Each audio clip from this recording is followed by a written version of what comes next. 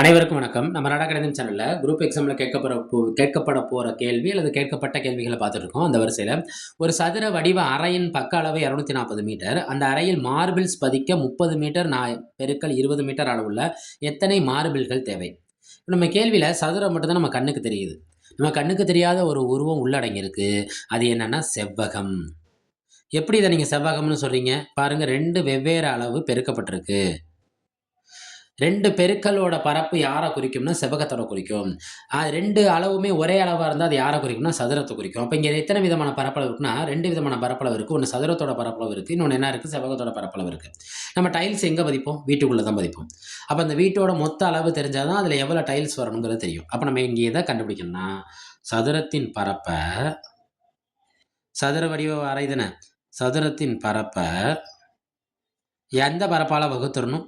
செவ்வகத்தின் பரப்பால வகுத்தரணும்.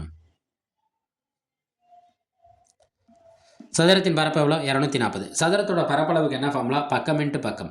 அப்ப 240 பெருக்கல் 240 டிவைடட் பை 30 பெருக்கல் 20. 30 பெருக்கல் 20. அடிப்போமா? 0க்கு 0 என்ன ஆயிரும்? கேன்சல் ஆயிரும். 0க்கு 0 என்ன ஆயிரும்? கேன்சல் ஆயிரும். 24 பெருக்கல் 24 டிவைடட் பை 3 பெருக்கல் 2. எத்தனை 2 24? 12 2 24. எத்தனை 3 24? 8 3 24. 8 பெருக்கல் 12.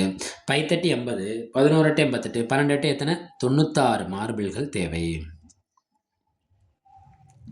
நம்ம கேள்வியில் சதுரம் மட்டும்தான் சொல்லியிருக்காங்க. செவ்வகங்கிறத நம்ம கண்டுபிடிக்கணும். அவ்வளோதான். இது உங்கள் கொடுத்துருக்க ஆப்ஷன் எங்கே இருக்குது? ஆப்ஷன் சியை குறிக்குது. நம்ம நாடா கணிதம் சேனலை சப்ஸ்கிரைப் பண்ணுங்கள், சப்போர்ட் பண்ணுங்கள், தேர்வில் வெற்றி பெறுங்க. வாழ்த்துக்கள்.